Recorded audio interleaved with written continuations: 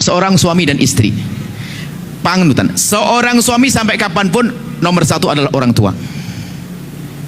Seorang istri berubah, nomor satu adalah suami. Ingat. Tapi suami yang baik, ini semuanya baik semua. Amin. Suami yang baik adalah yang menjadikan istrinya agar menomorsatukan bapak ibunya. Faham Anda? Faham Anda? Memang nomor satu bagimu wahai para istri, suamimu nomor satu, karena itu imammu. Kalau sudah melanggar imam, sengsara. Tapi suami yang baik akan selalu mengajari istrinya agar menomorsatukan bapak ibunya. Ada suami salah baca kitab Uqudul Lijan, bacanya salah karena waktu baca sambil ngeliwat, dia santri. Dia membaca itu kan ada dikisahkan di situ bahwasanya ada seorang perempuan, suaminya lagi mau perang. Setelah itu berpesan, "Neng, kamu jangan kemana-mana ya, saya mau berperang." "Iya bang." Tak taunya tidak lama kemudian berita bapaknya lagi sakit. Lagi sakit, dipanggil, "Kamu suruh pulang sama abah, abah sakit." Kata sang istri, kata sang anak perempuan tadi, "Sama suami saya nggak boleh keluar rumah." "Oh iya, pulanglah," pemberi kabar tadi. Tak lama, seminggu kemudian datang lagi berita, "Abahmu sudah meninggal dunia. Apakah kamu tidak pulang, nak?" "Apa kamu tidak pulang, Neng?" "Suamiku melarang saya pulang karena saya tidak boleh keluar sama suamiku." Tak taunya apa, ada yang memimpikan bahwasanya sang orang tua yang telah meninggal dunia diampuni oleh Allah gara-gara baktinya seorang anak kepada sang suaminya. Lah ini salah faham membacanya. Lalu diterapkan begini, "Kamu tidak boleh keluar kemana-mana kecuali izin saya." "Bapak saya sakit bang." "Biarpun sakit sampai mati pun nggak boleh." Ini salah faham. Itu kisah di kitab Uqudul Lijan itu, waktu itu belum ada HP. Suami yang lagi perang tuh nggak ngerti kalau mertuanya bakal sakit. Kalau ngerti bakal sakit pasti bakal dikasih tahu. Salah faham. Sekarang ada diktator, ini biasanya santri malahan.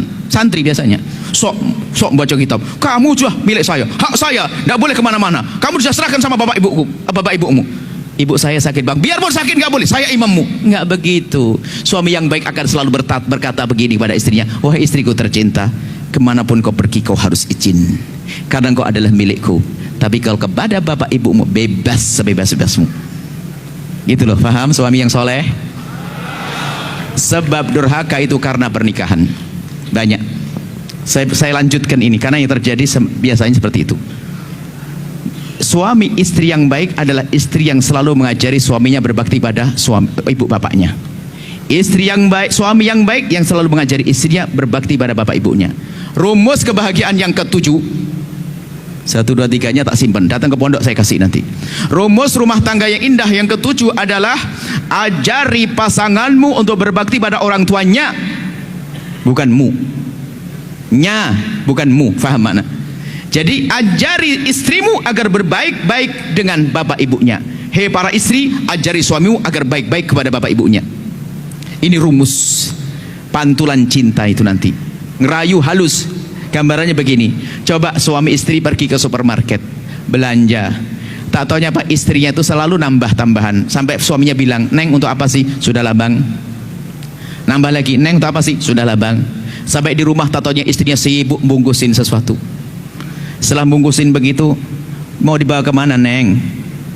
"Mau dikirim." "Kirim siapa?" "Ibu." "Ibu siapa?" "Ibu akan meninggal." "Ibunya abang dong, ibu kita." Ya Allah, jatuh cinta yang kesekian kalinya. Rupanya istrinya mikirin suami, ibunya suami. Sama suami juga begitu. Tak taunya belanja juga begitu selalu, apa pinggirin. "Untuk apa bang?" "Sudahlah." "Kok disimpan?" "Biarin." Setelah seminggu disimpan lagi, baru sudah banyak, satu kardus besar dikirim. "Abang mau dikirim kemana bang?" "Kirim ke ibu." "Ibu siapa?" "Ibu kita di desa." "Ibu kita?" "Ibunya abang kan sudah meninggal." "Ibumu sayang," sambil dipeluk. Wah, jatuh cinta habis tuh. Makanya ngerayu tuh jangan bahasa yang macam-macam, perhatikanlah. Gini rumusnya, sayangilah orang yang disayangi oleh pasanganmu, maka dia akan semakin sayang kepadamu. Kenapa saya panjangkan ini? Banyak kasus rumah tangga kurang ajar sama orang tuanya gara-gara pasangannya. Contoh, ada seorang istri ngadep kepada saya lalu bercerita begini, "Buya, alhamdulillah saya sudah diangkat jadi PNS. Saya tidak tahu judulnya apa, kok tiba-tiba ngomong begitu. Terus, ya saya sudah punya penghasilan sendiri. Selama ini kan saya dikasih sama suami. Kemudian saya nabung-nabung.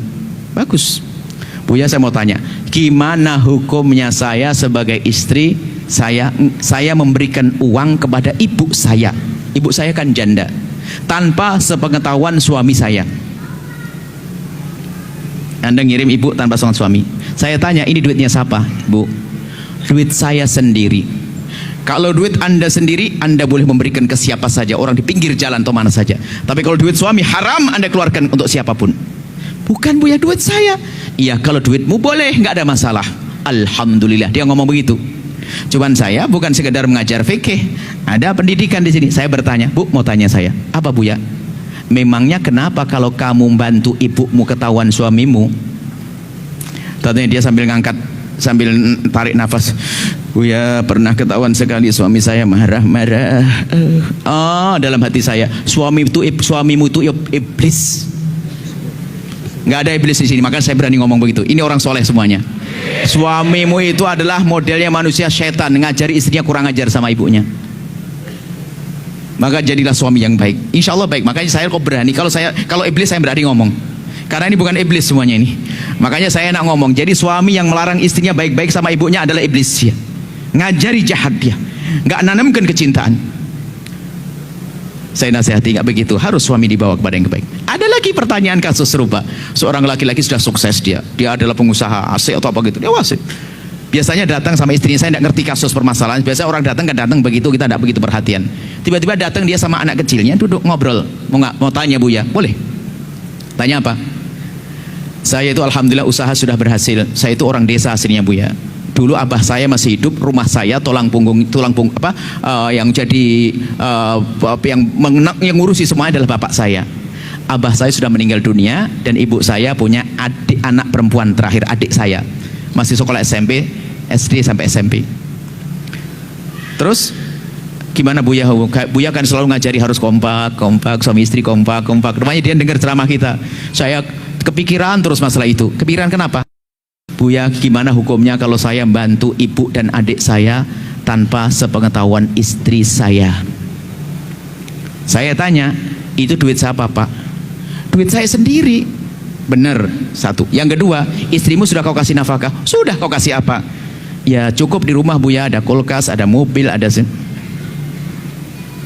ya sudah. Kalau memang seperti itu boleh. Jangan sampai istrimu nggak kau kasih nafkah, kamu ngasih duit ke orang. Enggak, sudah, Bu, ya. Oh, kalau memang seperti itu, istrimu sudah kau cukupi, kemudian kau membantu yang lainnya, apalagi ibumu, sangat boleh.